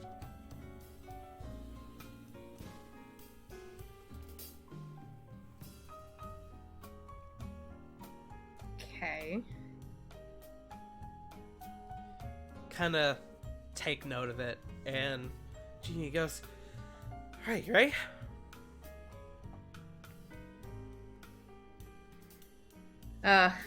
Lilli nods. She takes your hand and she walks to one of the double doors and she opens it up. And inside, you see the interior of the Orion Club. A mixture of casino / cabaret club. Plenty of gambling tables around the vicinity. Near the back there's a stage with a band that is playing jazz music alongside a group of strippers of varying gender. Around the room there is a plethora of scantily clad staff members, all wearing masquerade masks. There are two grand sets of stairs that lead up to two additional floors, which seem to be composed of rooms that line the left and right walls. And one final detail, up above the stage, you can see tinted windows and a balcony, a room that hangs over the stage. Lilli, you look around and you kind of take note of everything that is going on, and Genia looks at you and goes, yeah, it's a lot. This is the Orion Club. It's a, well, gambling cabaret. I forget what the tagline is, like, what is it?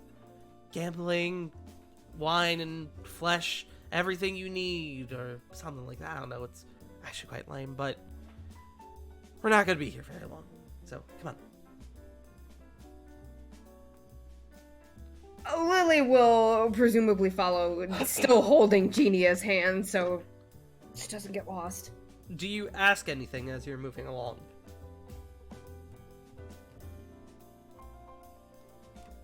Decadence den, a decadent, if you would.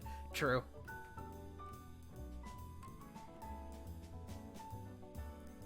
This seems a little bit extravagant. Yeah, their primary business is BDSM. She says, looking a bit embarrassed. Lilli just kind of chokes on her saliva. I know, it's a lot. But my dad is good at his job, and it pays well, so he tends to look past the atmosphere, she says, kind of looking around as you guys are moving through. I don't tend to hang around here all too much, though. I mean, I can understand why, as Lilli's eyes, like, try to avoid, like... Lilli is embarrassed. Try to avoid looking at literally anything. Yeah, pretty much. She's looking at the floor. You pass by at least 6 fucking tables that are all just getting, like, all different, like, wealthy individuals getting lap dances and, like, engaging in raunchy activities. And as you're kind of moving through, Genia seems to sort of pick up the pace a bit, seemingly trying to get through this room as fast as possible, as you and her are heading towards the way back where the grand stage is. And as you're heading back, you hear another voice. You hear a voice go, "Genie, baby, hi!" As a pink tiefling with black eyes and like little nubs for horns kind of comes up and gets in the way of you two, and Genie goes, "Hi, Katie. It's been a while." "Yeah, it has. Probably not long enough, to be honest." "Oh, don't be like that. We've had good times together, right?" And as she is talking, she's like getting uncomfortably close up onto Genia, who is seemingly just kind of taking it, and goes, "It was one time, Katie. I was still going by Jean back then. It's Genia now." "Oh, come on. You've gone all prickly on me." And then she notices you, and she does that like playful squat that you do when you come across a kid, and goes, "Who's your friend? I didn't know they allowed kids in here." I'd like to make an intimidation. Absolutely.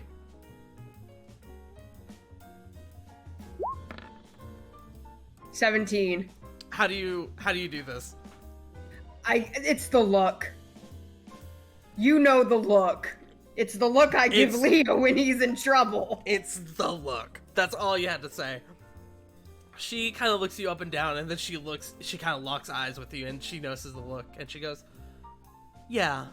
Well, anyways, I'm working tonight if you wanted to come by and see me." And Genie goes, "No thanks, I'm good." And just kind of pushes past her with you in tow. As you get Lilli would like to mutter a comment under her breath, and if Genia here, she's not gonna be mad, but she'd like to mutter under her breath, "She has better plans for tonight." Hold on, that's a perception check. Okay. I rolled 2.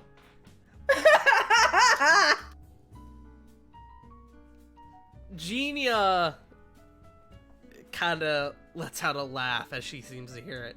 And you look back and you see Katie is kind of like waving at you too. Doesn't seem like she heard it. But as you're walking a bit further away and getting closer to the back of the room, she goes, "Yeah, that's what I was worried about. That was Katie. I'm really sorry about that." Nothing I can't handle. She kind of smiles and goes, "I'm really glad you're so understanding. Yeah, it was one time. It was a mistake that I regret to this day," and she refuses to let me forget about it. I honestly don't know if she's being malicious or if she genuinely doesn't know better. But anyways, moving on, and she moves a bit faster, and you two eventually get by the stage, and you can see that there is near the in the far back right of the room, this grand room you guys are in, there's a single staff-only door. And Genia doesn't stop. She just goes up to the door, opens it, and both you and her go inside. And as she walks in, she kind of closes the door behind her, and she kind of leans up against it, kind of like with that tired expression of like, I hate going through that place. And then she kind of opens her eyes and she looks back at you. Anyways, my dad's just up here. Come on. And you climb up a couple flights of steps. Nothing too severe. And there are a couple rooms along the sides as you're climbing up. And eventually she stops at... you guys get to the top and there's a door. And she opens up the door and goes, now my dad... Or she starts turning the knob and goes... Now, my dad is a bit intimidating on the surface, but he is a softie, let me assure you.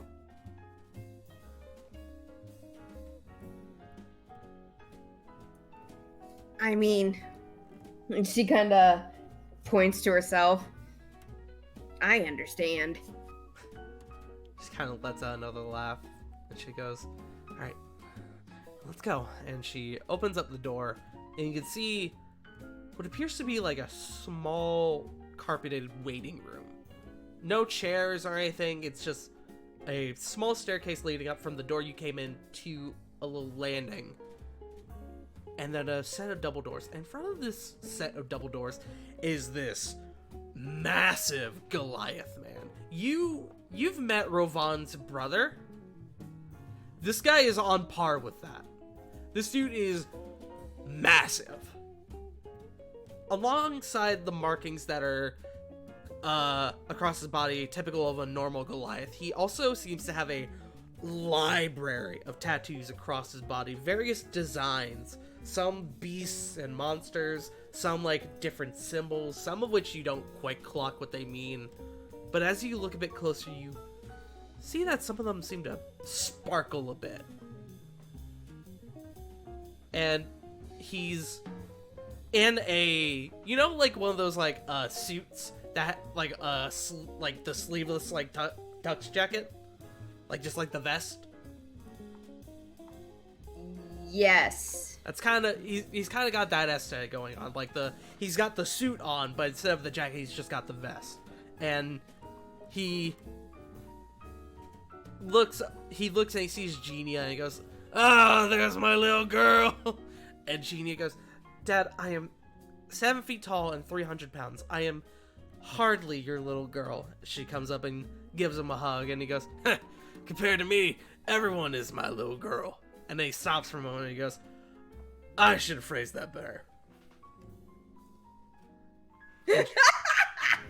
And she kind of rolls her eyes, shakes her head, and she goes, "I knew you were working tonight, so I wanted to come by and say hey while I was nearby." He goes, "Well, I appreciate it, and who's your friend?" And immediately Lilli kind of fixes her posture. Genia goes, "Dad, this is Lilli." And he goes, "Oh, so you're the type that my little Genia has been telling me about. Come here." And he kind of like scoops you up in a hug. And he goes, "Oh, it's good to meet you." Probably slightly breathless, she kind of airily gets out, "You do, sir." You can see Genia is just like embarrassed, just like, oh my god.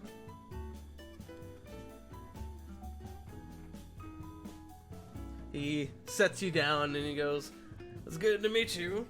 Thank you for taking care of my sweet little Genia." And she goes, "Dad." And he kind of like catches himself and goes, all right, I'm sorry. It's been a while. Wholesome dads are best dads. Yeah. And he goes, it's been a while. And she goes, "Dad!" All right, I'm sorry. And you hear, Lilli, behind the doors, you hear what sounds like a slam of like a hand on the desk, and you hear a voice go, "Now you listen to me, you son of a bitch," and it kind of peters out in volume, and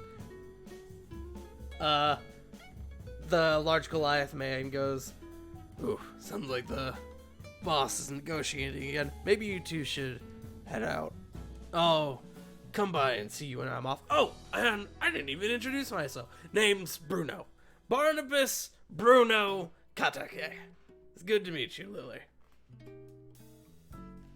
I love his name so much.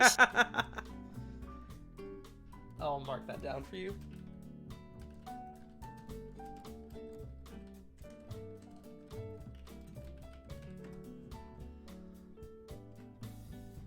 Barnabas Bruno Katake.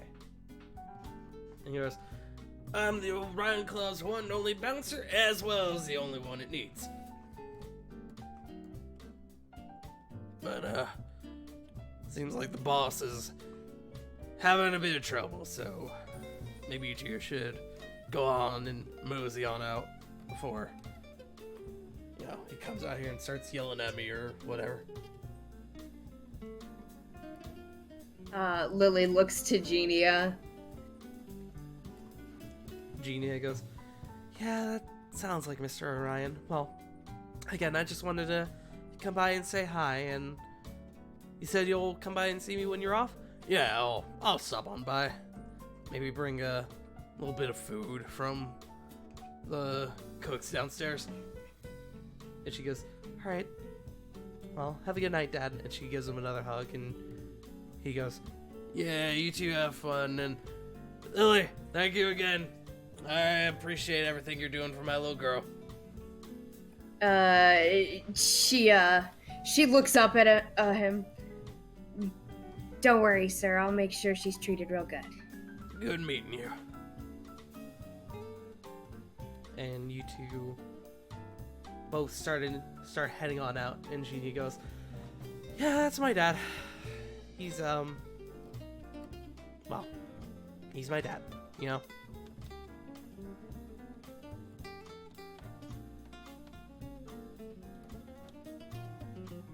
Above game really doesn't know. You kind of give her a blank expression, and she goes, "You know what? I forget that. You know, I'm just gonna stop talking. Come on." And she just kind of starts walking out with you, and you make your way back through the main like central area, and you can see Gina takes a wide berth from the center of the room to avoid running into Katie again. I mean, I would too. She goes, "So yeah, this is where my dad works. He's a bouncer. Yada yada. Let's get out of here. Yeah." I don't like being down here if I can help it. I mean, she kind of looks around. It's a bit much for me. Yeah. Well, I'm glad I'm not the only one. And she kind of gives you a smile, and your eyes lock again for a few moments.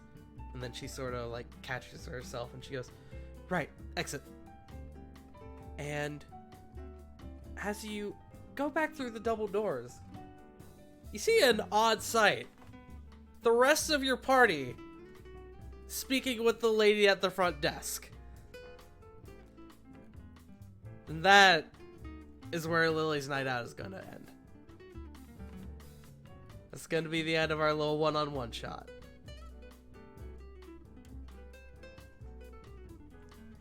Well, that was not where I was expecting to end, but okay.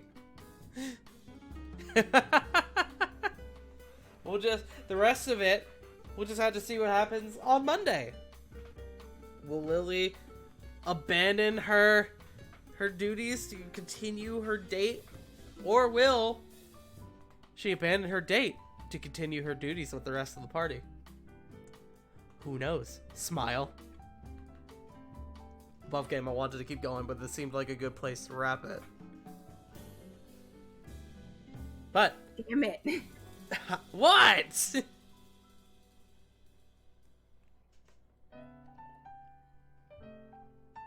But Weaver, thank you for joining me. Thank you for having me. It's only because you decided to keep me on as a player that I get to do this gay shit.